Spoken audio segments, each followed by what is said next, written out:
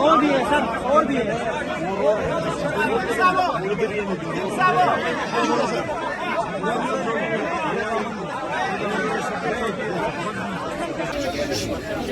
हमारी आज़ादी मार्च का शहीद है।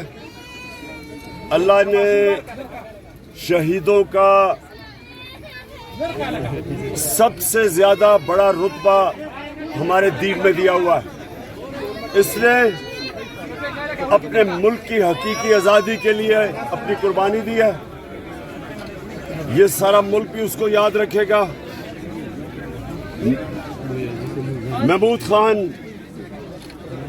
वज़ीर आला, मैं चेयरमैन PTI, हम इसके लिए पूरी मदद करेंगे इंशाअल्लाह। इसकी फैमिली, इसके बच्चों का हम ध्यान रखेंगे, क्योंकि ऐसे लोगों की कुर्बानियों से एक मुल्क आज़ाद होता है। फिर से सईद अहमद जान एक शहीद है, इसका रुतबा है हमारे दीन में भी और हमारे मुल्क में भी, और इसको इंशाअल्लाह हम इसकी कुर्बानी को भूलने नहीं देंगे इंशाअल्लाह। बहुत बहुत शुक्रिया।